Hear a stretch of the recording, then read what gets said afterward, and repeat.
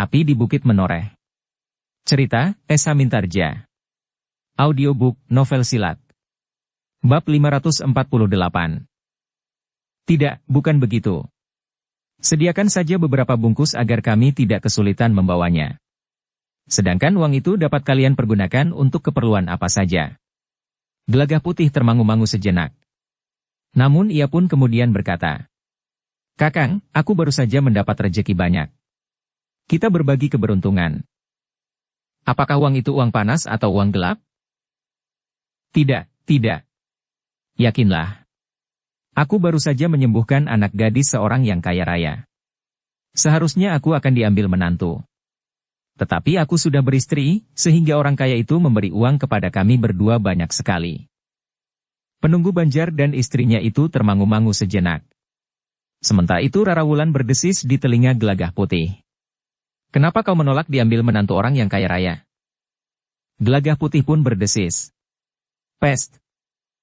Meskipun agak ragu, tetapi akhirnya penunggu Banjar suami istri itu pun bersedia menerima sekeping uang perak dari Rara Wulan. Namun dengan demikian maka penunggu Banjar itu dapat diajak berbicara tentang padepokan dari perguruan Jungwangi. Padepokan itu sekarang sudah tidak lagi dipergunakan oleh perguruan yang disebut perguruan Jungwangi. Perguruan itu sekarang sudah lebur. Tidak lagi berdiri sendiri. Sejak padepokan itu menyatu dengan perguruan Kedung Jati, maka padepokan Jungwangi sebagian telah dipergunakan sebagai barak para murid dari perguruan Kedung Jati.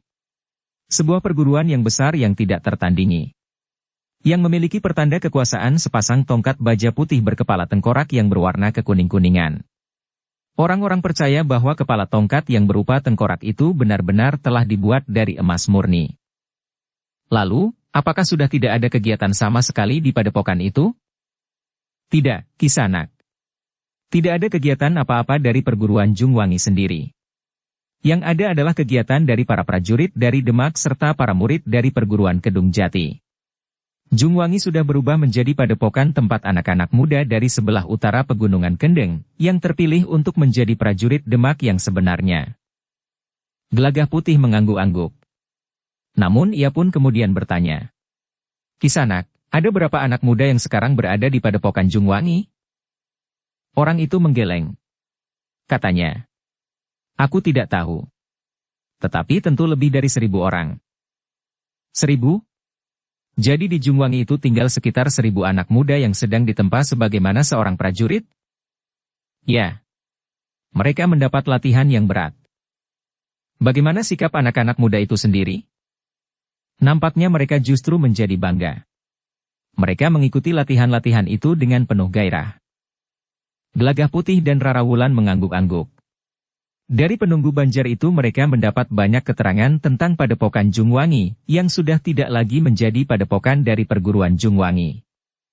Gelagah Putih dan Rara Wulan berbincang dengan penunggu Banjar itu suami istri sampai larut malam. Namun istri penunggu Banjar itu harus segera beristirahat. Di dini hari ia harus sudah bangun dan mulai menyiapkan makanan yang akan dijualnya di pasar. Hari itu istri penunggu Banjar itu harus membuat lebih banyak lagi, karena sebagian akan dibawa oleh suami istri pengembara itu untuk dijadikan bekal di perjalanan. Namun Gelagah Putih dan Rara Wulan pun merasa bahwa keterangan penunggu Banjar itu sejauh yang diketahui sudah cukup. Karena itu maka keduanya pun dipersilakan beristirahat di bilik yang sudah disediakan di serambi belakang Banjar. Pagi-pagi sekali pesanan Rara Wulan ternyata sudah siap. Ketika Rara Wulan dan Gelagah Putih selesai berbenah diri, maka mereka pun dipersilahkan singgah di rumah penunggu Banjar itu sejenak. Sambil minum minuman hangat, istri penunggu Banjar itu tengah mempersiapkan makanan yang akan dibawa oleh Gelagah Putih dan Rara Wulan sebagai bekal di perjalanan. Namun ternyata istri penunggu Banjar itu membungkus 3 jenis makanan yang jumlahnya terlalu banyak. "Jangan terlalu banyak, Nyi. Sedikit-sedikit saja. Jadikan 1 bungkus agar kami tidak kesulitan membawanya." Karena istri penunggu Banjar itu selalu saja memberikan terlalu banyak, akhirnya Rara Wulan sendirilah yang membungkus 3 jenis makanan, tetapi jumlahnya tidak terlalu banyak. Tetapi uang Kisanak adalah sekeping uang perak. Bahkan seandainya semuanya ini kalian bawa, uang kalian masih tersisa. Tidak apa. Biarlah uang itu dapat kau pergunakan untuk apa saja. Sudah aku katakan, bahwa kita berbagi keberuntungan. Tetapi uang itu bukan uang panas dan bukan pula uang gelap. Akhirnya sebelum matahari terbit, Gelagah Putih dan Rara Wulan pun minta diri. Istri penunggu Banjar itu pun akan segera pergi ke pasar, menitipkan makanan yang dibuatnya kepada beberapa orang penjual makanan serta di kedai-kedai di depan pasar itu. Demikian Gelagah Putih dan Rara Wulan meninggalkan padukuhan itu, maka Gelagah Putih pun berkata, "Jadi rencana kita sudah benar. Kita tidak usah mengamati padepokan Jungwangi dan yang lain. Semuanya tentu sudah dicakup oleh perguruan Kedung Jati, bergabung dengan Demak untuk melawan Mataram. Karena itu maka Gelagah Putih dan Rara Wulan pun akan langsung menuju ke Demak untuk mengamati keadaan. Tetapi di Demak Gelagah Putih dan Rara Wulan harus berhati-hati, karena ada beberapa orang prajurit di Demak yang sudah mengenalinya. Kita tidak usah berada di pusat kota. Kita dapat berada di pinggiran saja," berkata Gelagah Putih. "Iya, Kakang. Kita harus berusaha untuk menghindar dari segala macam keributan. Mudah-mudahan kita tidak bertemu dengan persoalan-persoalan yang menarik perhatian." Hari itu Gelagah Putih dan Rara Wulan tidak merasa perlu untuk singgah di kedai sepanjang perjalanannya. Jika mereka haus, maka telah tersedia air bersih di gentong, atau kendi yang berada di dekat regol-regol rumah. Air bersih yang memang disediakan bagi mereka yang kehausan di perjalanannya. Sedangkan jika mereka lapar, mereka sudah membawa bekal makanan yang dibelinya dari istri penunggu Banjar itu. Ketika malam tiba, Gelagah Putih dan Rara Wulan masih belum memasuki Demak. Mereka sengaja bermalam di padang perdu yang membatasi daerah persawahan dengan sebuah hutan yang memanjang. Malam itu Gelagah Putih dan Rara Wulan benar-benar mempersiapkan dirinya menghadapi banyak kemungkinan yang dapat terjadi, apabila mereka besok pagi memasuki Demak. Karena itu maka malam itu Gelagah Putih dan Rara Wulan telah mengangkat kembali segala kemampuan yang ada di dalam diri mereka ke permukaan, sehingga siap dipergunakan setiap saat keduanya tidak tahu berapa lama mereka akan berada di Demak. Mungkin dalam sehari mereka sudah dapat mengambil kesimpulan, sehingga mereka dapat segera pergi. Tetapi mungkin 2 atau 3 hari. Bahkan mungkin mereka harus berada di Demak selama sepekan. Di keesokan harinya, Gelagah Putih dan Rara Wulan pun mandi dan berbenah diri di sebuah sungai kecil yang mengalir lewat padang perdu itu sebelum fajar. Kemudian mereka pun segera bersiap untuk memasuki kota Demak. Dengan demikian maka mereka harus berusaha menempatkan diri mereka sehingga tidak justru menarik perhatian. Ketika kemudian matahari terbit, keduanya telah mendekati pintu gerbang kota yang cukup ramai. Demikianlah, pada hari itu Gelagah Putih dan Rara Wulan sudah berada di Demak. Namun mereka masih belum berbuat apa-apa selain melihat-lihat keadaan di Demak. Sebenarnya lah Demak sendiri nampak tenang-tenang saja. Ketika mereka sampai di pasar, mereka melihat bahwa pasar itu tetap saja ramai. Bahkan orang-orang yang berjualan sayuran meluap sampai keluar pintu gerbang pasar dan menjajakan dagangannya di pinggir jalan. Meskipun demikian para pedagang sayuran itu nampaknya mematuhi segala petunjuk dari para petugas di pasar, sehingga keadaannya nampak tertib. Di depan pasar itu terdapat beberapa kedai yang sudah membuka pintunya, dengan menggelar nasi hangat yang masih mengepul serta berbagai macam lauk dan sayurnya. "Kita singgah di kedai itu sebentar, Rara," berkata Gelagah Putih. "Apakah Kakang sudah lapar?" berkata Gelagah Putih. "Aku belum lapar. Tetapi mungkin ada sesuatu yang dapat kita dengar dari mereka yang berada di kedai itu." Rara Wulan mengerti maksud Gelagah Putih. Karena itu maka ia pun mengangguk sambil menjawab. "Baik, Kakang." Karena itulah mereka justru memilih kedai yang paling besar dan paling ramai dikunjungi orang. Meskipun hari masih terhitung pagi, menjelang saat pasar Temawon, tetapi kedai-kedai itu sudah mulai ramai.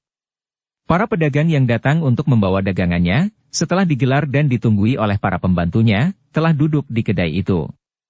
Demikian pula para pedagang yang akan membeli barang dagangan di pasar itu, agaknya masih harus menunggu. Tempat yang paling baik untuk menunggu adalah di kedai itu. Bahkan ada di antara para pedagang yang mengadakan ikatan jual beli sambil minum minuman hangat serta makan nasi yang masih mengepul. Gelagah Putih dan Rara Wulan pun telah masuk dan duduk di sebuah kedai yang ramai. Keduanya berusaha untuk menyesuaikan diri dengan para pembeli yang lain. "Kita memesan yang terbaik yang ada di kedai ini," desis Gelagah Putih. "Ya. Tetapi apa?" Ketika seorang pelayan mendekati keduanya, maka Gelagah Putih pun telah menanyakan macam-macam masakan yang ada di kedai itu, sehingga akhirnya Gelagah Putih pun benar-benar telah memesan yang terbaik. Namun di antara mereka yang ada di kedai itu, pada umumnya juga memesan yang terbaik yang ada di kedai itu. Sebagian dari mereka adalah pedagang-pedagang. Sedangkan beberapa orang yang lain adalah orang-orang yang nampaknya berkecukupan, yang ingin atau yang sudah selesai berbelanja di pasar yang ramai itu. Sambil menunggu, Gelagah Putih dan Rarawulan mendengarkan pembicaraan orang-orang yang ada di kedai itu. Namun pada umumnya mereka hanya berbicara tentang perdagangan mereka. Tidak ada yang berbicara tentang pemerintahan Demak sekarang, desis Rarawulan. Gelagah Putih memandang beberapa orang yang duduk tidak jauh dari tempat duduknya. Tidak seperti yang lain, mereka justru sibuk dengan pesanan mereka, sehingga mereka tidak banyak berbicara yang satu dengan yang lain, kecuali saling mempersilahkan menghirup minuman serta menikmati makan mereka. Namun agaknya mereka adalah orang-orang yang sudah terbiasa berada di kedai itu. Ketika seorang pelayan mendekat, maka agaknya pelayan itu juga sudah terbiasa dengan mereka. Tambah lagi, Raden, bertanya pelayan itu. Seperti biasanya. Jangan lupa pupu gending dengan brutunya, sahut yang dipanggil Raden itu. Pelayan di kedai itu tertawa. Katanya, kami sisihkan pupu gending dengan brutunya bagi Raden. Di hari cemengan Raden sering datang ke pasar. Orang yang disebut Raden itu tersenyum. Katanya, di hari cemengan pasar itu menjadi lebih ramai dan biasanya. Tentu bukan itu yang menarik bagi Raden. Lalu kau kira apa? Pelayan itu tertawa sambil menjawab. Tentu gadis dari sebelah alun-alun itu yang telah menyeret Raden kemari. Pest. Sekarang ambil saja pesananku. Jika pupu gending dengan brutunya sudah habis, maka aku akan memangkas kuncungmu itu. Pelayan itu masih saja tertawa. Namun kemudian ia pun pergi untuk mengambil pesanan orang yang dipanggilnya Raden itu. Apa yang dipesannya lagi? Seperti biasanya. Pemilik kedai itu pun sudah terbiasa. Disenduknya nasi dengan sambal dan lalapan. Kemudian daging ayam pada bagian pupu gending dengan brutunya. Tanpa sayur sama sekali. Sambil memberikan pesanan itu kepada pelayannya untuk disampaikan kepada orang yang dipanggilnya Raden itu, pemilik kedai itu pun berkata. Biasanya gadis yang rumahnya di dekat alun-alun itu sudah singgah di kedai ini. Entahlah jika ia tidak datang. Di hari cemengan seperti ini biasanya ia datang. Sejenak kemudian pelayan itu pun telah menghidangkan pesanan orang yang dipanggilnya Raden itu. Demikian pelayan kedai itu pergi, maka seorang yang duduk di dekatnya pun berdesis. Raden, ternyata telah banyak orang yang mengetahui hubungan Raden dengan gadis itu. Tidak. Tetapi pelayan itu sering melihat aku bertemu dengan gadis itu di sini. Seorang yang duduk bersamanya yang lain berkata. Sebaiknya Raden jangan menemuinya lagi. Kenapa? Ayah Raden tidak senang mendengar hubungan Raden dengan anak pemberontak itu. Ayahlah yang tidak mau menghanyutkan diri dalam arus yang mengalir demikian derasnya. Ayah tidak akan dapat menentang niat Kanjeng Pangeran untuk menuntut haknya. Jika ayah masih saja tetap pada pendiriannya, maka ayah akan diseret dan dihanyutkan oleh arus itu. Tetapi Kanjeng Pangeran tengah bermain dengan api. Ia sudah menapak ke jalan yang salah. Bukan Kanjeng Pangeran yang bermain api, tetapi ayah. Ayah tidak seharusnya menantang niat Kanjeng Pangeran untuk mengambil tahta dari adiknya di Mataram.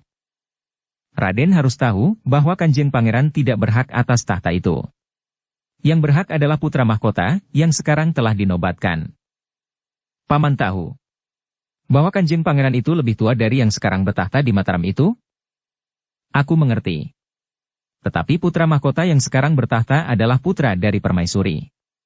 Sedangkan Kanjeng Adipati di Demak bukan. Adalah merupakan kemurahan bahwa Kanjeng Pangeran itu pun telah dinobatkan menjadi adipati yang memerintah di Demak dengan kebebasan yang longgar. Aku tidak dapat mengikuti jalan pikiran ayah. Aku sudah memperingatkan ayah. Tetapi ayah tetap saja pada pendiriannya. Sebenarnya buat apa ayah bersitegang mempertahankan pendiriannya itu? Ayah seharusnya tahu bahwa justru ayah akan tersisih. Orang-orang yang duduk di sebelah menyebelah orang yang dipanggil Raden itu pun terdiam. Gelagah Putih dan Rarawulan berkesempatan untuk mendengar pembicaraan itu. Meskipun semula tidak begitu jelas karena mereka berbicara perlahan-lahan, namun dengan mengeterapkan Aji Sabta Pangrungu maka semua pembicaraan itu menjadi jelas. Sementara itu, orang yang dipanggil Raden itu pun telah makan dengan lahapnya. Nasi sambal dengan lalapan pupu gending dengan brutunya itu pun telah hampir dihabiskannya.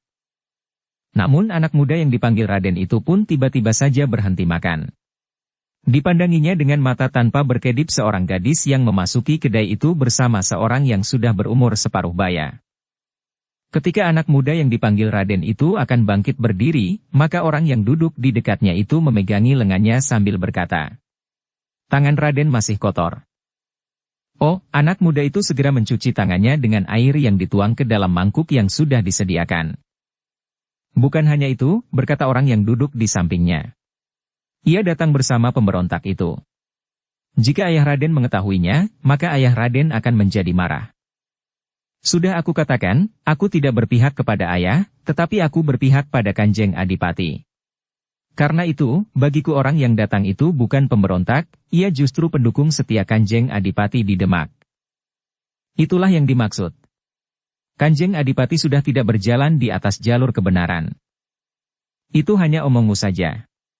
Biarkan aku mendapatkan mereka, berkata anak muda itu. Anak muda yang dipanggil Raden itu tidak menghiraukan lagi orang-orang yang duduk di sampingnya.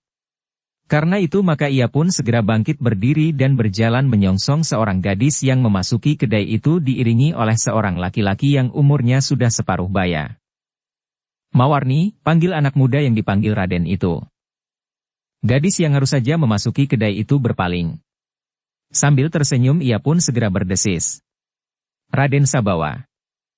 Raden Sabawa itu mendekatinya. Sementara gadis itu berkata, Raden, ini adalah ayahku. Raden Sabawa itu mengangguk hormat. Katanya, aku sudah mengenalnya, Mawarni. Ayah sudah mengenalnya? Aku pernah bertemu dengan Raden Sabawa. Tetapi agaknya kami baru saling mengangguk saja. Mawarni tersenyum. Katanya, sekarang ayah dan Raden Sabawa berkesempatan untuk saling mengenal lebih dekat lagi. Marilah, Paman. Silahkan. Keduanya pun kemudian mengikuti Raden Sabawa. Mereka pun kemudian duduk di tengah-tengah kedai itu. Tiga orang yang semula duduk bersama Sabawa itu pun saling berpandangan sejenak. Namun kemudian seorang di antara mereka berkata, aku akan mengajak Raden Sabawa meninggalkan tempat ini. Jika ada yang menyampaikan kepada ayahnya bahwa Raden Sabawa berada di kedai ini bersama Mawarni, dan apalagi ayah Mawarni itu, maka ayah Raden Sabawa tentu akan marah sekali. Kita juga yang akan dianggapnya bersalah, sahut kawannya. Kawannya mengangguk-angguk. Demikianlah, seorang di antara mereka pun segera mendapatkan Raden Sabawa. Sambil mengangguk hormat orang itu pun berkata, marilah, Raden. Jika Raden sudah selesai, maka kita akan segera pulang. Pulanglah dahulu, jawab Raden Sabawa. Aku telah ditugaskan oleh ayah Raden untuk menemani Raden. Karena itu maka aku mohon Raden juga pulang sekarang. Pulanglah dahulu, kau dengar. Sebaiknya kita pulang bersama-sama. Jika kita harus pulang bersama, duduklah. Tunggu aku sampai saatnya aku ingin pulang. Aku minta Raden pulang sekarang. Kau akan memaksaku? Ayah Raden tentu akan marah jika Raden tidak segera pulang sekarang. Raden sudah terlalu lama pergi. Kau kira aku ini masih kanak-kanak yang baru mulai dapat berjalan, sehingga kalian harus mengikuti aku sepanjang hari? Pergilah. Aku muak melihat wajahmu. Wajah orang itu menjadi merah. Dengan nada yang lebih tinggi orang itu pun berkata, Raden, aku minta Raden pulang sekarang. Tidak. Aku tidak mau. Tiba-tiba saja Mawarni itu pun bertanya, kenapa kalian memaksa Raden Sabawa pulang?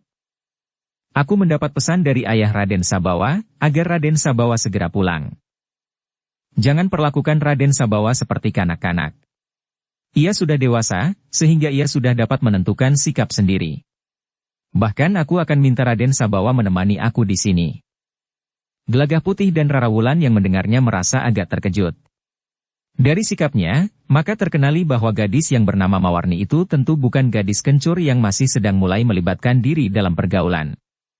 Agaknya gadis itu mempunyai wawasan yang cukup luas, dan bahkan sikapnya yang berani itu telah menarik perhatian tersendiri. Orang yang minta Raden Sabawa itu pulang tertegun sejenak. Agaknya ia juga tidak mengira bahwa gadis yang bernama Mawarni itu akan bersikap sedemikian berani. Namun orang yang menemani Raden Sabawa itu pun kemudian menyahut. Aku tidak memperlakukannya seperti anak-anak. Tetapi aku memperingatkannya akan pesan ayahnya. Katakan kepada ayah bahwa aku tidak patuh terhadap pesan ayah. Aku masih senang berada di kedai ini. Aku akan memaksa Raden untuk pulang, berkata orang yang menemaninya itu. Mawarni itu justru tertawa. Katanya, agaknya kau terlalu manja di rumah, Raden, sehingga kau masih saja dianggap seperti kanak-kanak yang bermain di tepi kolam yang dalam. Tetapi jangan takut, aku bukan kolam yang dalam yang akan dapat menenggelamkan Raden Sabawa. Bahkan aku siap menolong jika Raden Sabawa memerlukannya. Dalam pada itu, seorang lagi di antara mereka yang menemani Raden Sabawa itu mendekatinya sambil berkata, "Maaf, Kisanak, jika kami harus memaksa membawa Raden Sabawa pulang. Sama sekali bukan karena Kisanak serta gadis ini, tetapi semata-mata karena kami harus mentaati pesan ayah Raden Sabawa. Raden Sabawa memang masih pantas diperlakukan seperti kanak-kanak. Ia masih belum tahu, manakah yang baik dan manakah yang buruk." Mawarni dan laki-laki yang disebut ayahnya itu tertawa semakin keras. Dengan nada tinggi Mawarni pun berkata, "Benarkah begitu, Raden? Apakah benar bahwa Raden masih belum mengenal manakah yang baik dan manakah yang buruk?" Raden Sabawa pun tertawa. Katanya, "Jangan hiraukan kata-katanya. Mereka memang penjilat." Tetapi orang yang menyertainya itu pun berkata, "Mungkin aku memang penjilat. Demikian pula kawan-kawanku. Tetapi justru karena itu maka aku ingin memaksa Raden untuk pulang." "Tidak. Aku tidak mau. Aku memang hanya seorang abdi. Tetapi oleh ayah Raden Sabawa, aku mendapat wewenang untuk mempergunakan kekerasan jika Raden Sabawa menolak petunjuk-petunjukku, berdasarkan atas pesan-pesan ayah Raden itu sendiri. Karena itu, selagi aku belum mempergunakan kekerasan, sebaiknya Raden mengikuti nasihatku. Pulanglah. Aku belum membayar minuman dan makanan yang kita minum dan kita makan. Bayarlah. Atau jika Raden tidak membawa uang, aku diberi bekal oleh ayah Raden untuk membayar." Tetapi tiba-tiba saja ayah gadis yang bernama Mawarni itu pun berkata, "Jangan dipaksa, Kisanak. Kasihan, Raden Sabawa sudah dewasa. Sudah tidak pantas untuk dipaksa-paksa. Apalagi di hadapan banyak orang seperti di kedai ini." "Aku setuju, Kisanak. Seharusnya Raden Sabawa dapat menjaga nama baiknya sendiri. Ia tidak perlu dipaksa-paksa seperti kanak-kanak yang tidak mau mandi di musim berdiding." "Jika demikian, kenapa kau lakukan juga?" bertanya ayah Mawarni. "Raden Sabawa sendiri yang harus dapat menempatkan dirinya. Jika ia tetap keras kepala, maka ia akan menjadi malu, karena kami akan menyeretnya pulang. Mungkin Raden Sabawa akan marah. Tetapi aku lebih takut kepada ayahnya daripada kepada Raden Sabawa sendiri." "Tidak. Kau tidak akan membawanya kemana-mana," berkata laki-laki separuh baya itu. "Kisanak, sebaiknya Kisanak tidak ikut campur. Biarlah aku menjalankan tugasku, dan biarlah Raden Sabawa terbiasa menuruti perintah ayahnya. Aku tidak akan dapat tinggal diam, Kisanak. Ada hubungan antara anakku dengan Raden Sabawa. Karena itu maka menjadi kewajibanku untuk membantu Raden Sabawa jika ia mengalami kesulitan. Tetapi persoalan Raden Sabawa adalah persoalan antara keluarga sendiri, Kisanak. Ayahnya minta ia pulang. Apakah dalam persoalan ini Kisanak berhak untuk ikut campur?" "Tidak.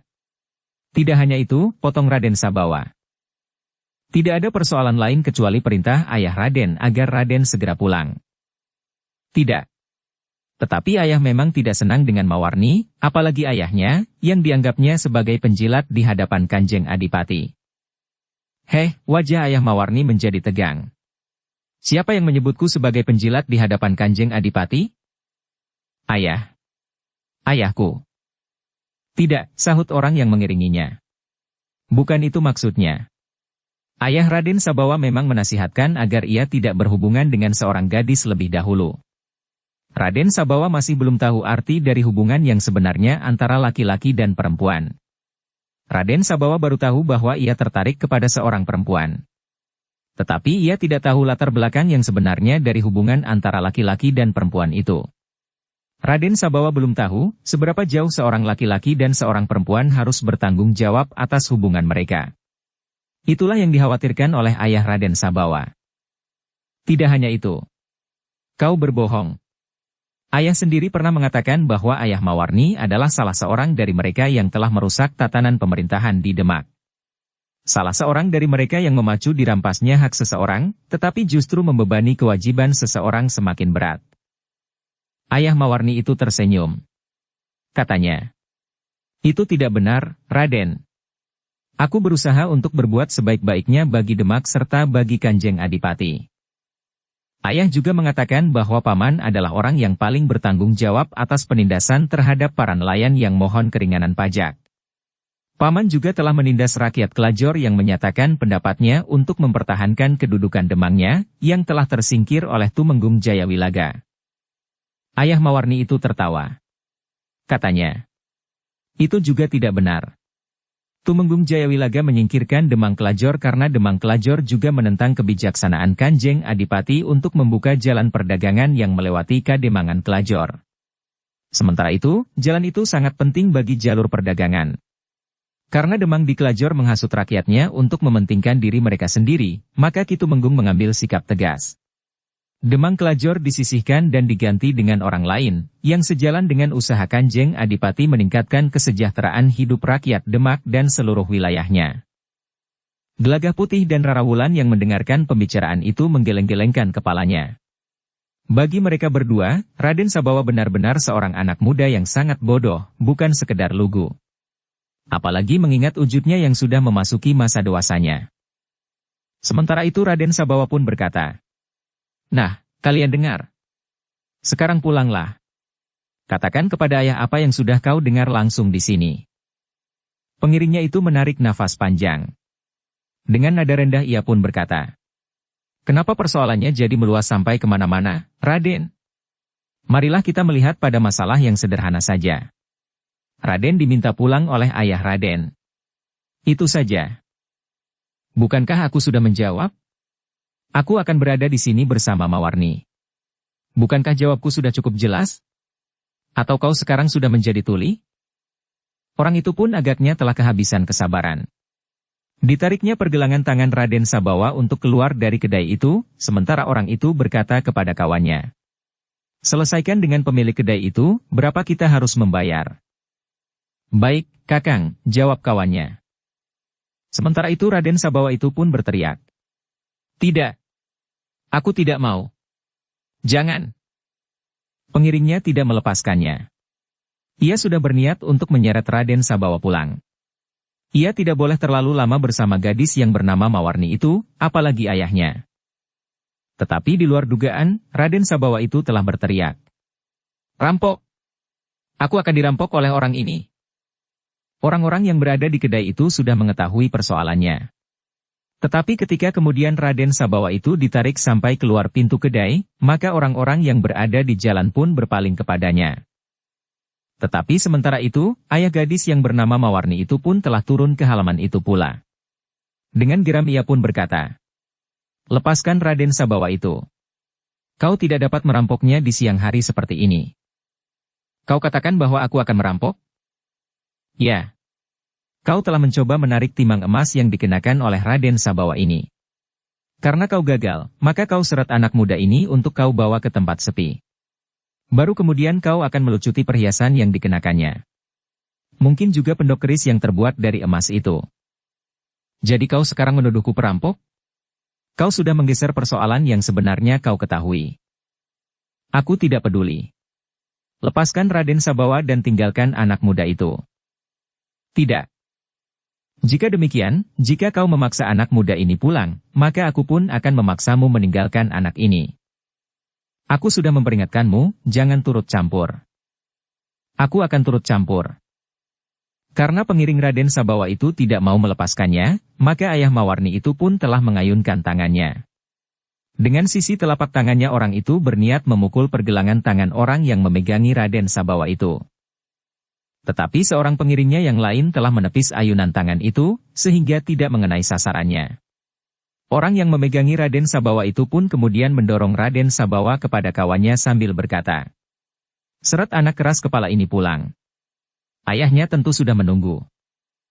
Namun ayah Mawarni benar-benar tidak mau melepaskannya. Ia pun dengan tangkasnya meloncat menyerang orang yang telah melepaskan Raden Sabawa itu sambil berkata, "Aku akan melumpuhkanmu, kemudian kawan-kawanmu.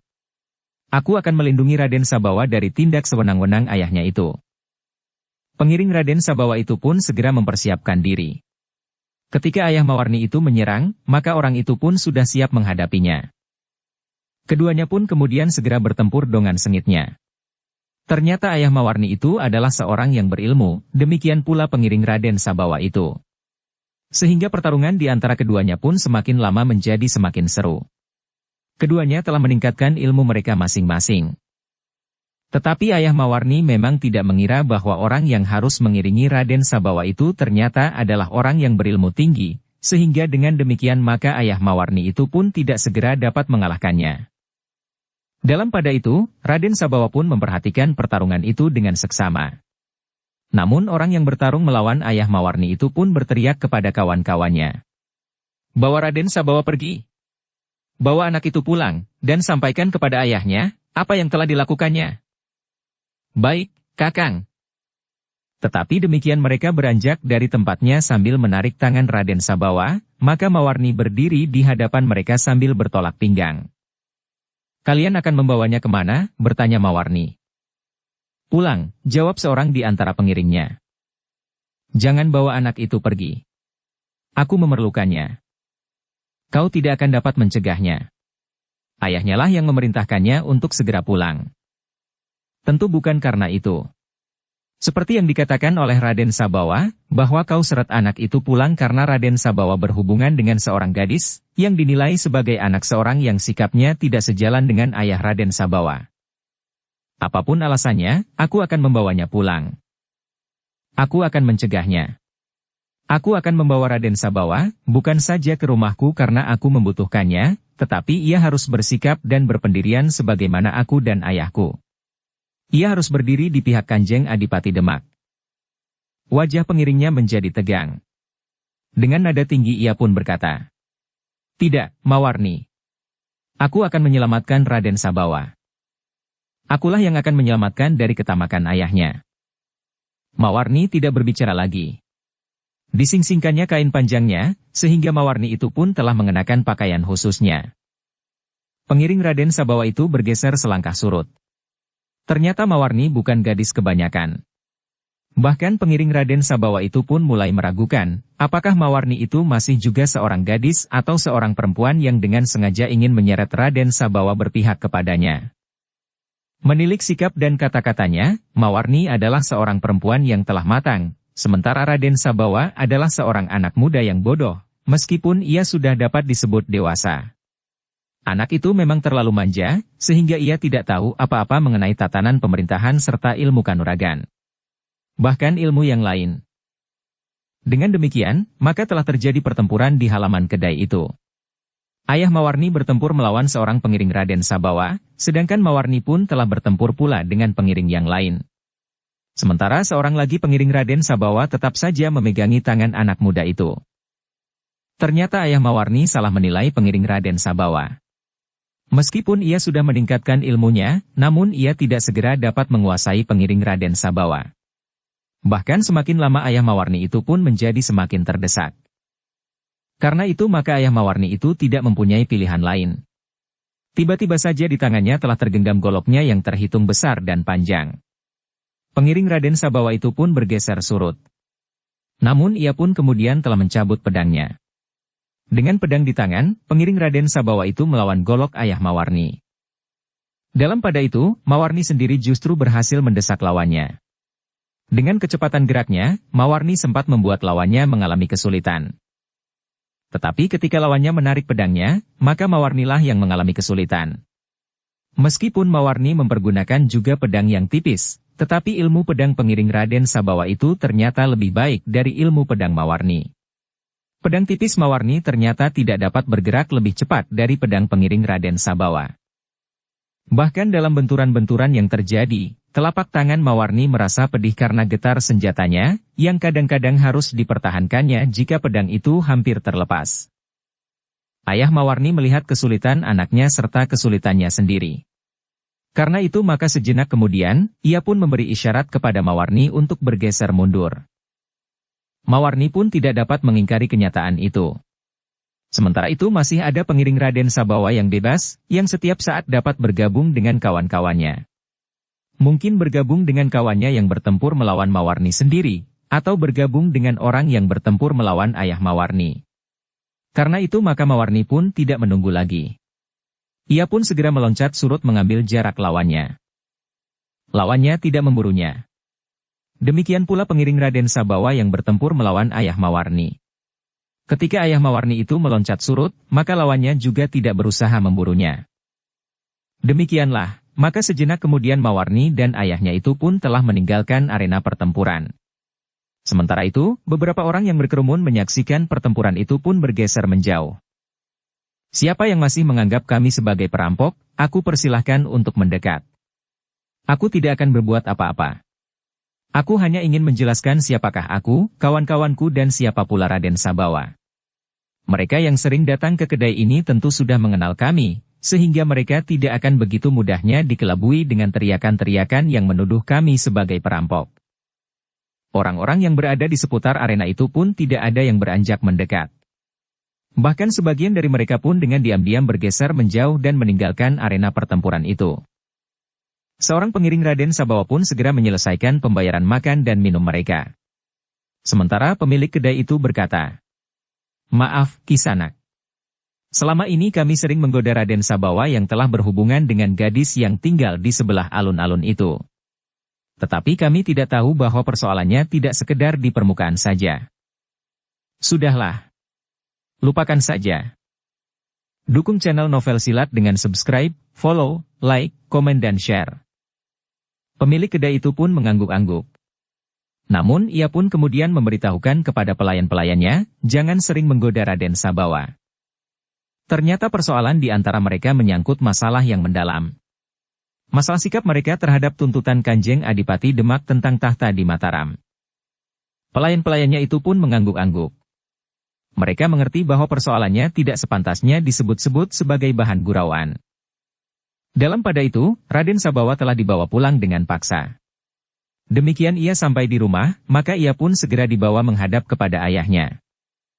Ayahnya, Raden Yuda Tengara, mendengar laporan orang-orang yang diperintahkan untuk mengiringi anaknya dengan wajah yang muram. Dengan nada dalam ia pun bertanya kepada Raden Sabawa. "Kenapa kau lakukan itu semua, Sabawa?" "Aku bukan bayangan ayah. Silahkan ayah mengambil sikap. Biarlah aku mengambil sikap sendiri. Bukankah aku sudah dewasa penuh?" "Sabawa, kau tidak tahu apa yang sudah kau lakukan. Kau telah memancing persoalan yang gawat bagi ayah. Itu salah ayah sendiri. Jika ayah tidak bersikap seperti sekarang terhadap Kanjeng Adipati, maka ayah tidak akan mengalami kesulitan apa-apa. Tetapi ayah mengeraskan hati ayah, dan menganggap bahwa Kanjeng Adipati telah melakukan kesalahan. Akibatnya, ayah akan mendapat kesulitan. Semua orang Demak dan sekitarnya sudah membulatkan tekadnya untuk memantapkan sikap, bahwa Kanjeng Adipati di Demak berhak atas tahta di Mataram. Siapa yang mengatakan itu kepadamu, Sabawa? Aku bukan anak-anak lagi, apalagi seorang anak yang bodoh. Aku sudah beberapa lama berhubungan dengan Mawarni dan ayahnya. Mereka adalah orang-orang yang berwawasan luas. Mereka tidak memandang dunia ini seluas daun kelor, atau hanya selebar tempurung yang menelungkup. Sabawa, berkata ayahnya. Sepeninggal ibumu, aku berusaha untuk membesarkanmu, untuk mendidikmu, agar kau tahu manakah yang benar dan manakah yang salah. Manakah yang baik dan manakah yang buruk. Ternyata ayah berhasil. Sekarang aku tahu, manakah yang salah dan manakah yang benar. Aku tahu manakah yang baik dan manakah yang buruk. Kenapa pandanganmu dapat sama sekali terbalik? Yang salah kau anggap benar, dan yang benar kau anggap salah. Yang baik kau anggap buruk, sedangkan yang buruk kau anggap baik. Siapakah yang sebenarnya wawasannya terbalik? Aku atau ayah? Sabawa. Sejak aku tahu Mawarni itu anak siapa, maka aku sudah mengira bahwa kau akan terseret ke dalam sikap yang salah. Karena itu aku harus memperingatkanmu, Sabawa. Sekali lagi aku beritahukan kepadamu bahwa aku tidak dapat berpihak kepada Kanjeng Adipati. Aku sudah memberitahukan kepadamu kelemahan-kelemahan yang dilakukan oleh Kanjeng Adipati, para pejabat di Demak, serta perguruan yang nampaknya mempunyai pengaruh yang sangat kuat terhadap Kanjeng Adipati. Padahal pada masa Kanjeng Adipati itu menginjakkan kakinya di Demak, maka perguruan Kedung Jati itu telah mengganggunya. Zamannya telah berubah, ayah. Sikap seseorang pun dapat berubah. Ayah tidak perlu berpegang pada sikap ayah sebagaimana ayah pertama kali datang di Demak. Jika keadaan dan suasana berubah, maka ayah harus menyesuaikan diri. Kita harus memperhatikan perubahan itu bergerak kemana? Apakah perubahan itu menguntungkan rakyat atau tidak? Ayahnya itu menarik nafas panjang. Coba perhatikan, Sabawa. Apakah yang dilakukan oleh para pejabat di Demak sekarang ini? Apa pula yang dilakukan oleh para pemimpin dari perguruan Kedung Jati? Mereka berbuat semena-mena. Rakyat Demak sama sekali tidak pernah didengar pendapatnya. Mereka harus melakukan apa yang menurut para pemimpin baik, tetapi tentu saja baik dan menguntungkan bagi mereka sendiri. Bagi segolongan kecil rakyat Demak. Tetapi rakyat Demak yang lain mengalami penderitaan. Namun tidak seorang pun yang mau mendengarkan sesambat mereka. Cerita itu adalah cerita yang tidak masuk akal, ayah. Sabawa. Kau tahu sendiri nasib Ki Demang Kelajor dan Ki Demang Ngarang. Bohong, ayah, Ki Demang Kelajor itu bohong. Menurut ayah Mawarni, Demang Kelajor adalah seorang demang yang tamak. Ia mempergunakan uang kademangan bagi kepentingannya sendiri. Ia pun menolak pembuatan jalan tembus lewat kademangannya, sementara itu jalan tembus itu akan sangat berarti bagi jalan perdagangan. Perdagangan yang akan dapat membuat rakyat Kelajor menjadi lebih sejahtera. Karena itulah maka Ki Tumenggung Jayawilaga harus bertindak tegas. Kenyataan itu sudah diputarbalikan, Sabawa. Jalan itu sama sekali bukan jalan perdagangan, tetapi jalan menuju ke tempat para keluarga istana Kadipaten Demak Nenggar-Enggar Penggalih. Tempat para keluarga Kanjeng Adipati itu bertamasya, berburu di hutan tutupan, sendang buatan, serta tempat-tempat yang dapat membuat keluarga istana Kadipaten Demak merasa hidupnya sangat bahagia. Ki Tumenggung Jayawilaga adalah salah seorang di antara mereka yang harus menyiapkan tempat itu. Sementara Ki Tumenggung Gending dan Ki Tumenggung Panjer akan membujuk Kanjeng Adipati untuk melanjutkan rencananya, memberontak terhadap Mataram. Itu tidak benar, ayah. Sementara itu Ki Demang di Ngarang juga disingkirkan, karena Ki Demang di Ngarang menolak penebangan hutan yang semena-mena di Kademangan Ngarang.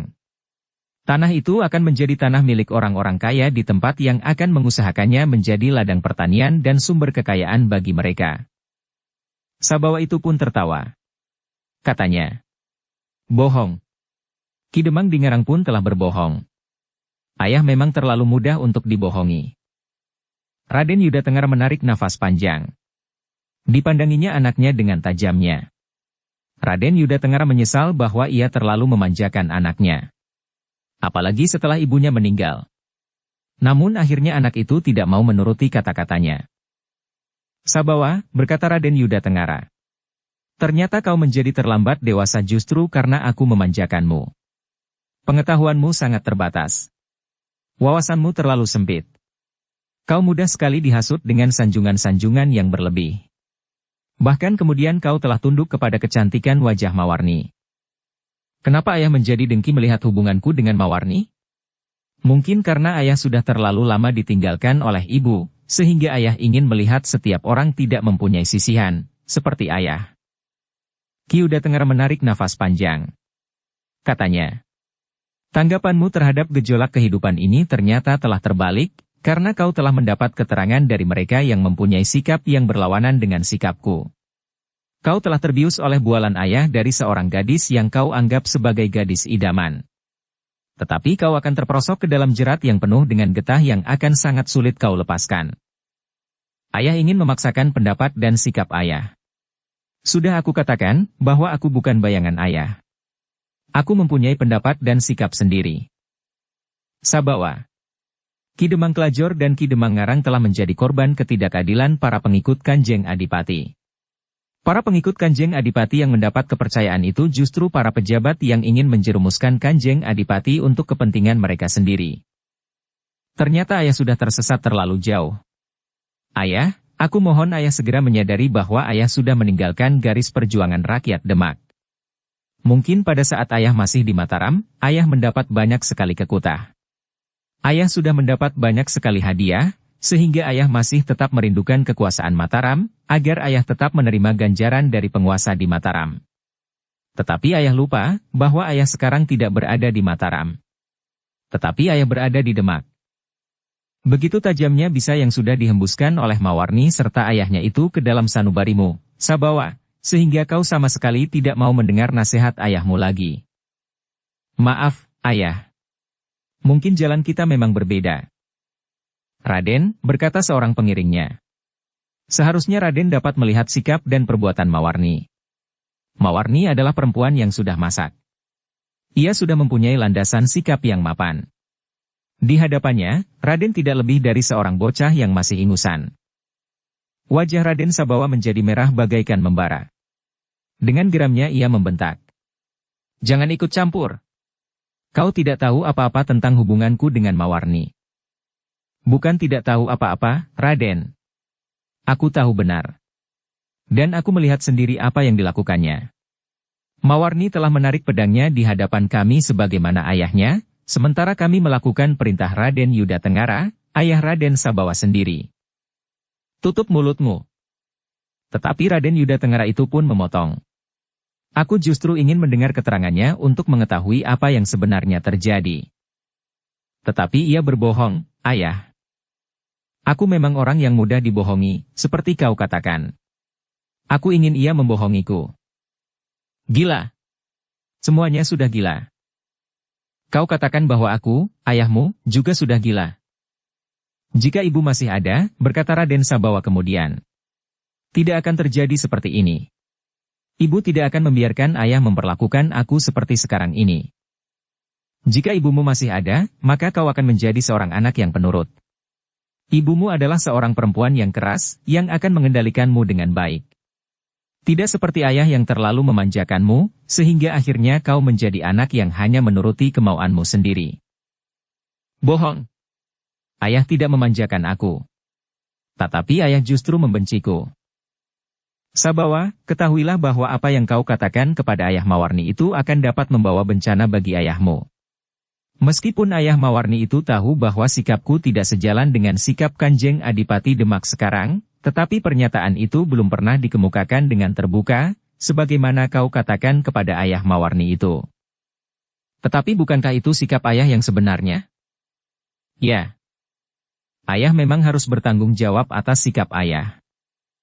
Kami akan bertanggung jawab, Sabawa. Apapun yang terjadi. Siapakah yang ayah maksud dengan kami? Apapun yang terjadi. Aku dan orang-orang yang sikapnya sejalan dengan sikapku. Orang-orang yang menemanimu, tetapi yang justru telah kau musuhi itu. Sabawa mengerutkan dahinya. Katanya. Mereka adalah orang-orang yang sangat menjengkelkan. Mereka menganggap aku sebagai budak mereka, sehingga aku harus tunduk kepada kemauan mereka. Baiklah, Sabawa. Ayah akan mempersiapkan diri. Ayah Mawarni tentu tidak akan tinggal diam. Ceritamu tentang sikapku dengan terbuka itu adalah pertanda akan datangnya bencana bagi ayah. Tetapi Raden Sabawa itu pun menjawab. Aku minta ayah merubah sikap ayah. Aku justru akan memohon Kanjeng Adipati merubah sikapnya untuk menantang Mataram. Seharusnya Kanjeng Adipati mengetahui kekuatan Mataram. Kalau ayah memang mengeraskan hati ayah, maka jika bencana itu datang, maka itu harus ayah pertanggungjawabkan. Aku memang akan mempertanggungjawabkan sikapku itu, Sabawa. Jika kau memang tidak mau mengikuti sikap ayah, maka sebaiknya kau tidak usah mencampuri persoalan yang dapat timbul karena sikap ayah itu. Raden Sabawa termangu-mangu sejenak. Namun ia pun berkata di dalam hatinya. Ayah Mawarni tentu tidak akan berbuat apa-apa terhadap ayahku, mengingat hubunganku dengan anak gadisnya. Mawarni tentu akan bersikap baik terhadap ayah, sehingga hati ayah akan menjadi lunak terhadapnya. Demikianlah, maka Raden Sabawa pun kemudian telah meninggalkan ayahnya yang duduk termangu-mangu. Ia pun segera pergi ke Gedogan untuk melihat kudanya yang baru. Sementara itu Raden Yuda Tengara pun berkata kepada orang-orang yang setia kepadanya itu, "Akan terjadi sesuatu di rumah ini. Aku tidak ingin kalian terlibat terlalu jauh. Karena itu, tinggalkan rumah ini, agar kalian tidak harus ikut memikul beban yang tentu akan diletakkan di pundakku oleh ayah Mawarni. Aku tahu bahwa orang itu adalah seorang penjilat. Mungkin ia akan berhubungan dengan para pejabat di Demak. Tetapi mungkin pula mereka akan berhubungan dengan orang-orang dari perguruan Kedung Jati." Tetapi seorang di antara mereka berkata, "Tidak, Raden. Aku sudah lama menjadi bagian dari keluarga ini. Sejak Raden masih berada di Mataram. Sejak Ibu Raden Sabawa masih hidup. Karena itu, kami mohon diizinkan menuntaskan pengabdian kami kepada Raden Yuda Tengara. Aku mengucapkan terima kasih.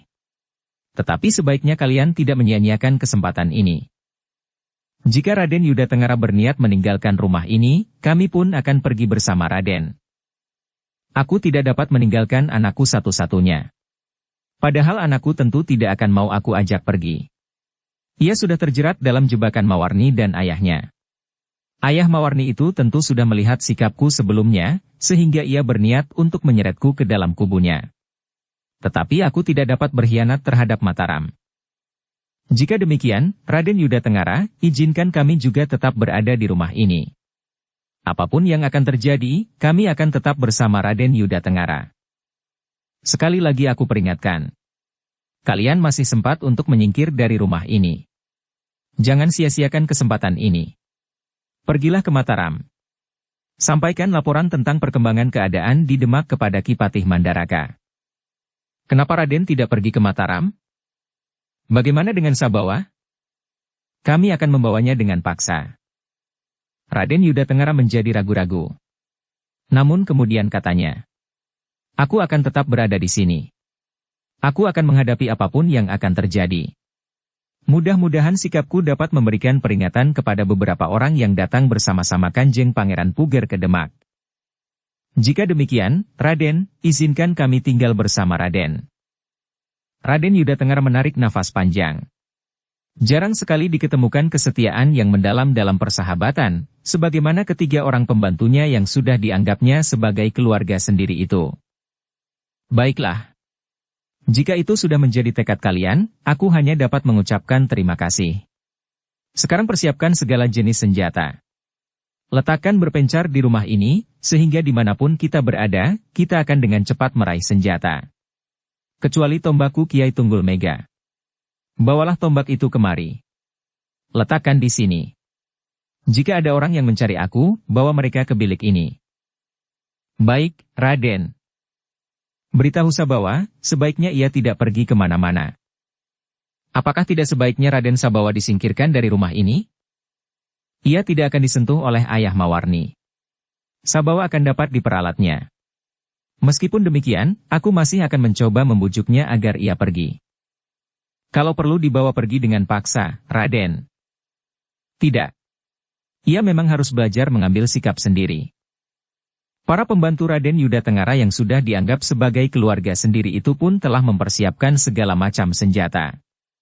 Mereka telah menggantungkan sebilah pedang sehingga menjadi perhiasan dinding di ruang dalam.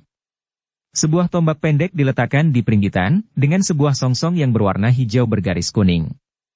Kemudian sebuah luuk telah digantungkan di dekat pintu butulan. Sedangkan sebuah pedang panjang disandarkan pada sandaran kayu di atas geledek di dekat pintu bilik. Sedangkan para pembantu itu sendiri telah mempersiapkan pedang mereka dengan sebaik-baiknya.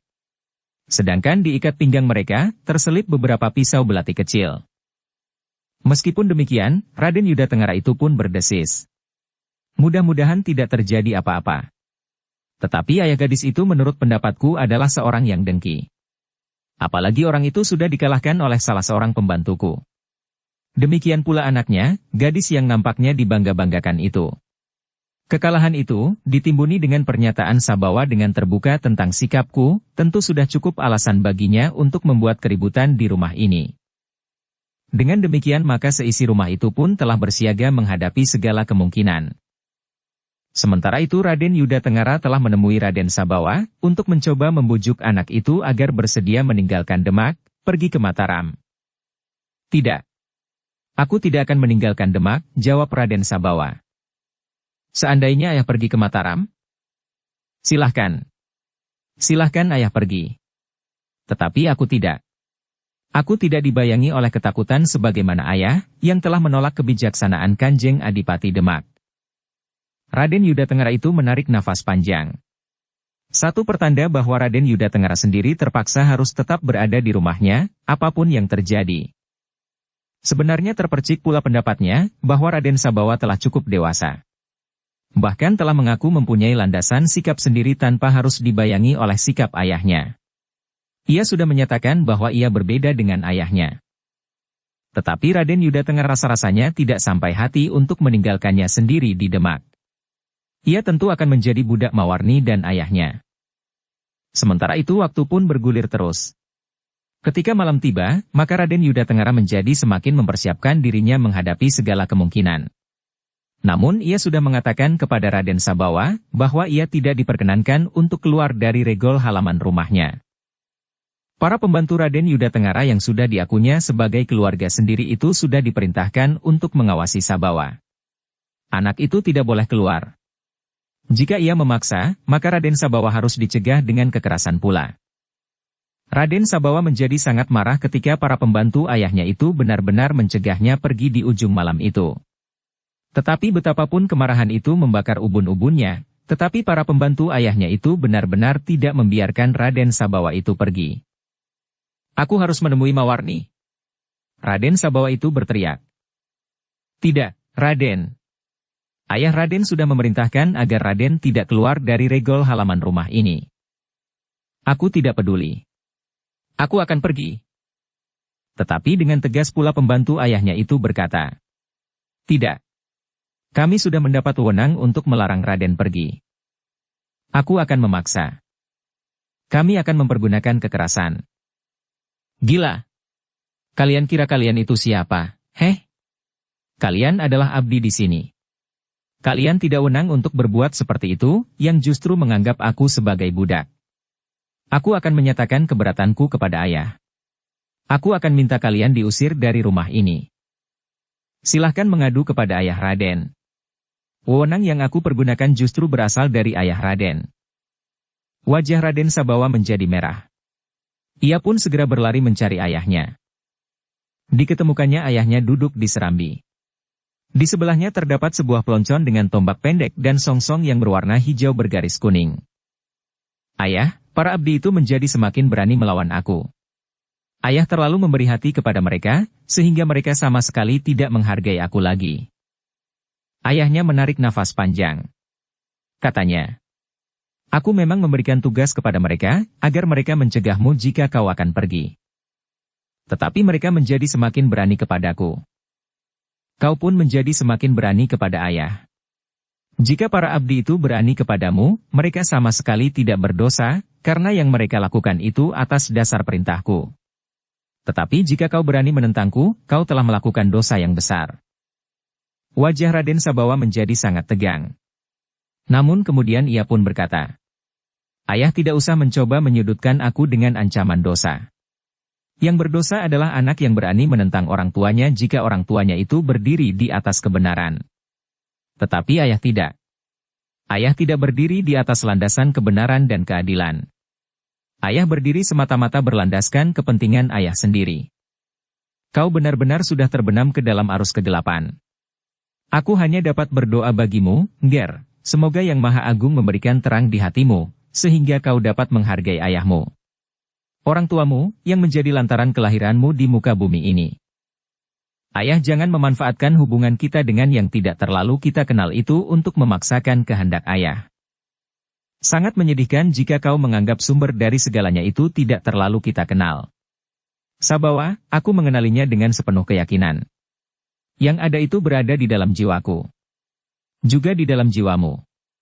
Karena itu, dengarlah suaranya. Tetapi Sabawa itu menjawab. Sudahlah, ayah. Perlakukan aku sebagaimana seorang laki-laki dewasa. Raden Yuda Tengara menarik nafas panjang. Katanya, ternyata sikapmu membuat aku lebih sedih lagi, Sabawa. Ternyata aku benar-benar telah gagal, sehingga kau menganggapnya bahwa Yang Maha Agung itu sesuatu yang tidak terlalu kita kenal. Aku tidak akan merasa sangat bersedih atas sikapmu yang keras kepala tanpa mau mendengarkan nasihatku tentang hubunganmu dengan Mawarni, serta pernyataanmu dengan terbuka akan sikapku, meskipun itu akan dapat menimbulkan bencana bagiku dan bagi seluruh keluarga kita. Tetapi justru karena kau merasa tidak begitu mengenal dari apa yang selalu aku perkenalkan kepadamu sejak ibumu masih ada, sejak kau masih menghisap ibu jarimu, Sabawa. Mudah-mudahan kau masih berkesempatan untuk mohon pengampunannya. Ayah. Yang kita bicarakan adalah sikap ayah yang berbeda dengan sikapku menanggapi perjuangan Kanjeng Adipati Demak yang ingin menuntut keadilan, mengambil tahta Mataram. Tetapi ayah telah berbicara tentang persoalan yang tidak ada hubungannya dengan sikap ayah dan sikapku tentang tuntutan keadilan itu. Tentu ada, Sabawa. Apapun hubungannya, tetapi yang penting sekarang aku minta, izinkan aku pergi. Tidak. Aku tidak mengizinkanmu pergi menemui perempuan itu. Kau harus menyadarinya, bahwa kau akan menjadi budaknya seumur hidupmu. Jika segala sesuatunya berhasil nanti, maka kau akan menjadi alas telapak kakinya. Ayah ternyata berprasangka buruk terhadap sesama. Itu bukan sikap ayah yang selama ini mengajariku berbuat baik kepada orang lain. Aku tidak asal berprasangka, Sabawa. Aku mempunyai dasar pertimbangan yang masak. Cukup, ayah. Sekarang izinkan aku pergi. Atau aku akan memaksa pergi, apapun akibatnya. Tidak. Tetapi Sabawa tidak mendengarkannya. Ia pun segera berlari menghambur turun lewat peringgitan, pendapa dan turun ke halaman. Tetapi terdengar suara ayahnya. Cegah anak itu.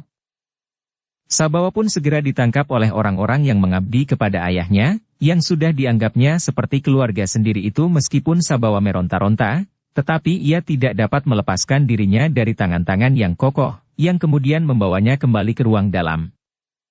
Ikat anak itu. Ayah! Ayah!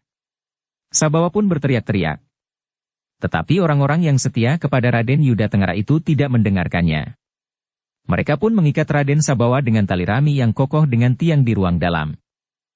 Kalau kau tetap berteriak-teriak, aku akan menyumbat mulutmu dengan kain yang kotor itu, berkata ayahnya. Ternyata ayah membenciku. Ayah sangat membenciku sehingga ayah telah mengikat seperti mengikat seekor kerbau di kandang. Jika ibu sempat melihat perbuatan ayah ini, maka ibu tentu akan mengutuk ayah. Ibumu akan sependapat dengan aku, Sabawa. Kau memang harus diikat. Jika kau masih belum menyadari kelakuanmu yang buruk, maka besok aku akan mencambukmu sehingga kau menjadi pingsan. Ayah jahat, teriak Raden Sabawa. Tetapi Raden Yuda Tengara tidak menghiraukannya. Namun akhirnya Raden Sabawa itu menjadi letih, sehingga ia terdiam dengan sendirinya. Namun dari sepasang matanya mengalir air matanya karena kemarahan yang membakar jantungnya. Dalam pada itu, malam pun menjadi bertambah dalam.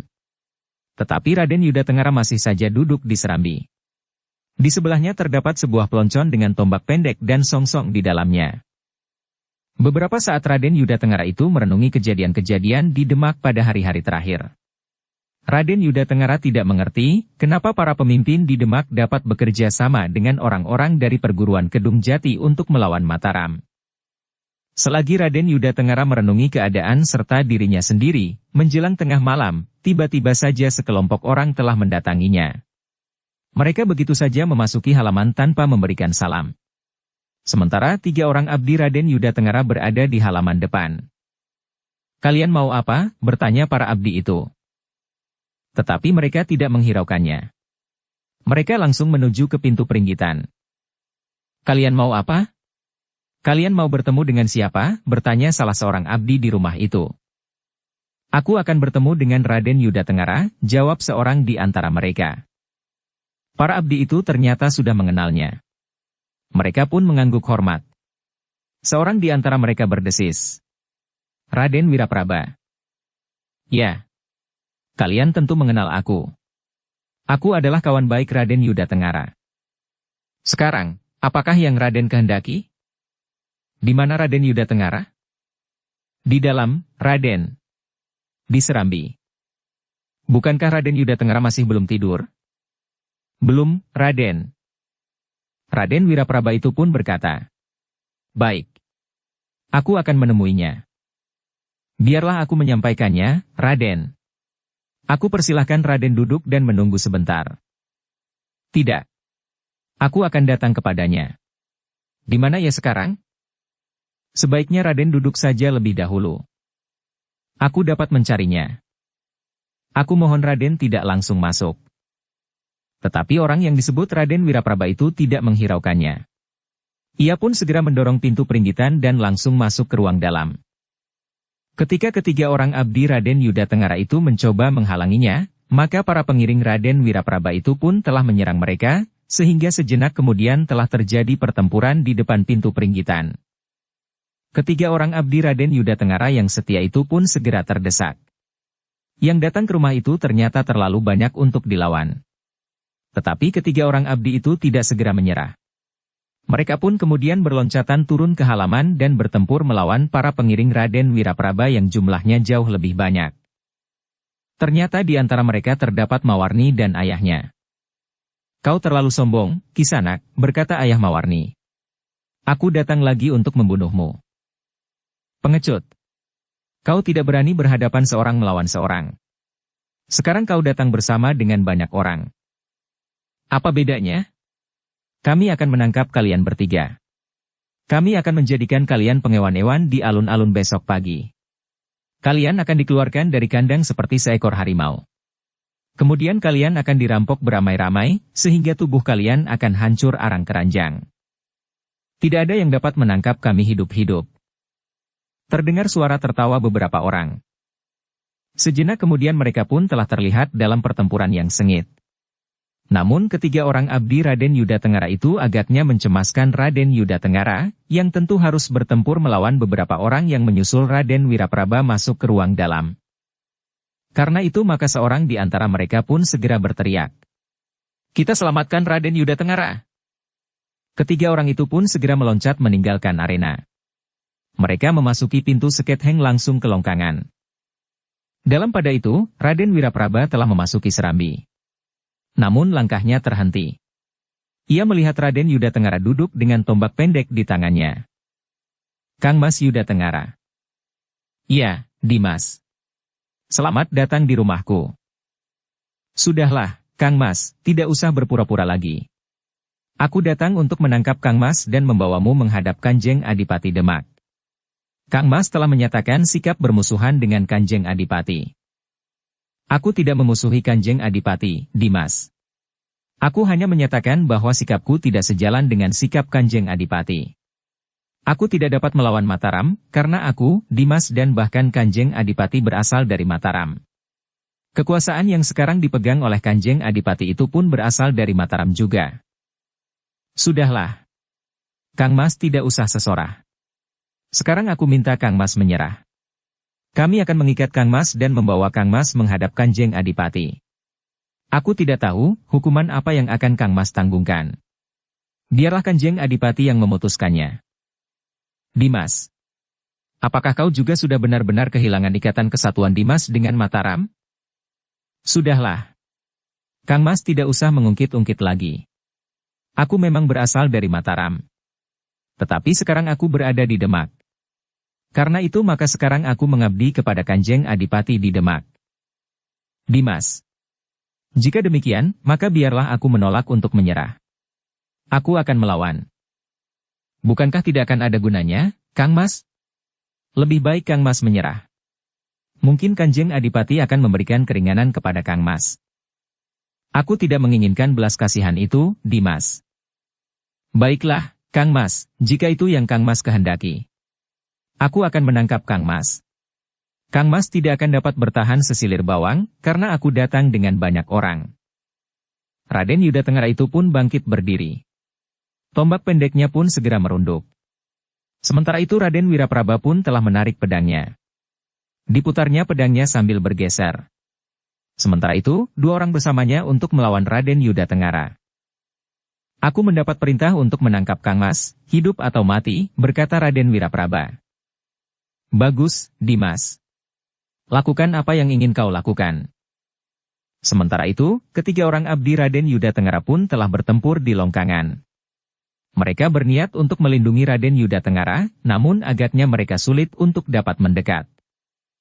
Demikianlah, maka pertempuran itu pun telah terjadi di Longkangan dan di Serambi.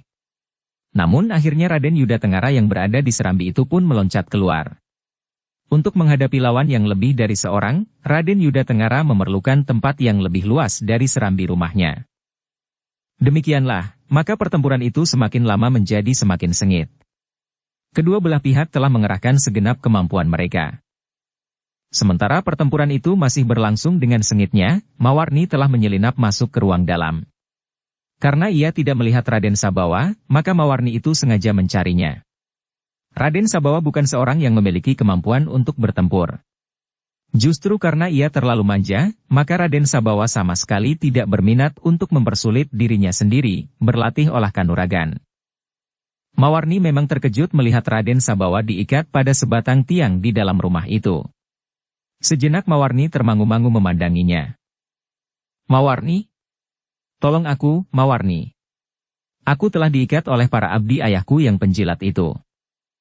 Kenapa Raden membiarkan diri Raden diikat? Apakah Raden tidak dapat menolak atau melawan mereka? Tidak. Aku tidak dapat melawan mereka bertiga. Mereka adalah orang-orang yang keras dan kasar. Apakah ayah Raden tidak menolong Raden? Ayah ternyata jahat. Ayah tidak menolongku. Justru ayah yang ingin aku diikat malam ini. Kenapa? Aku ingin pergi menemuimu, Mawarni, tetapi ayah tidak mengizinkannya. Ketiga orang abdi yang penjilat itu menangkapku dan mengikatku di sini. Mawarni tertawa. Katanya. Jadi ayahmu melarang kau menemui aku? Ya. Mawarni itu pun melangkah mendekati Raden Sabawa, sementara Raden Sabawa berkata. Terima kasih, Mawarni. Kenapa kau berterima kasih kepadaku? Bukankah kau akan melepaskan tali pengikatku? Mawarni tertawa berkepanjangan. Katanya. Sayang, anak manis. Aku tidak berniat melepaskan tali pengikatmu. Jika ayahmu mengikatmu, biarlah ayahmu atau para abdinya yang melepaskanmu. Tetapi jika mereka terbunuh, serta ayahmu ditangkap dan dibawa menghadap Kanjeng Adipati, maka kau akan terikat tanpa ada yang melepaskan lagi. Mawarni, wajah Raden Sabawa menjadi tegang. Mawarni itu pun mendekatinya. Ditepuknya pipi Raden Sabawa sambil berkata, jangan menangis, anak manis. Tetapi kau harus melepaskan taliku ini, Mawarni. Jangan merajuk. Tergantung kepada nasibmu, apakah akan ada yang melepaskanmu atau tidak. Mata Raden Sabawa bagaikan menyala. Ia baru menyadari kebenaran kata-kata ayahnya serta para pemomongnya yang sudah dianggap sebagai keluarga sendiri di rumah itu. Mawarni bukan seorang gadis yang baik untuk dijadikan sisihan. Jika Raden Sabawa itu benar akan menjadi suami Mawarni, maka Raden Sabawa itu tidak akan lebih daripada seorang budak. Tetapi semuanya sudah terlambat. Sekali lagi Mawarni menyentuh pipi Raden Sabawa. Kemudian Mawarni itu berlari menghambur ke halaman untuk terjun kembali ke dalam pertempuran. Raden Yudatengara yang bertempur melawan Raden Wirapraba berhasil mendesaknya. Tetapi bersama beberapa orang pengiringnya, akhirnya Raden Wiraprabalah yang mendesak Raden Yudatengara. Kau tidak akan dapat melepaskan diri, Kang Mas, berkata Raden Wirapraba. Raden Yudatengara menggeram. Raden Yudatengara tidak dapat minta bantuan kepada para abdinya, yang justru harus bertempur melawan orang yang lebih banyak. Dalam keadaan yang rumit, maka Raden Yudatengara itu pun telah bergeser dan meloncat masuk ke dalam rumahnya. Tombak pendek di tangan Raden Yudatengara telah terpental lepas dari tangannya. Kau sudah tidak bersenjata lagi, Kang Mas, teriak Raden Wirapraba sambil memburu. Beberapa orang pengiringnya ikut memburunya pula. Tetapi ketika mereka memasuki ruang dalam, mereka terkejut. Pengiring Raden Wirapraba yang berlari di paling depan tiba-tiba saja berhenti. Namun ia terlambat mengambil sikap. Ternyata Raden Yudatengara itu telah menggenggam pedang di tangannya. Pengiring Raden Wirapraba yang berlari di paling depan itu pun jatuh tersungkur. Pedang Raden Yudatengara telah menghujam di dadanya. Raden Wirapraba itu pun menggeram. Bersama beberapa orang pengiringnya, ia menyerang Raden Yudatengara di ruang dalam. Beberapa saat lamanya mereka bertempur di ruang dalam. Namun ketika pedang Raden Yudatengara membentur senjata Raden Wirapraba dan seorang pengiringnya bersama-sama, maka pedang Raden Yudatengara itu pun terlepas dari tangannya. Bersambung ke bab 549. Dukung kami dengan subscribe, follow, like, komen dan share. Terima kasih.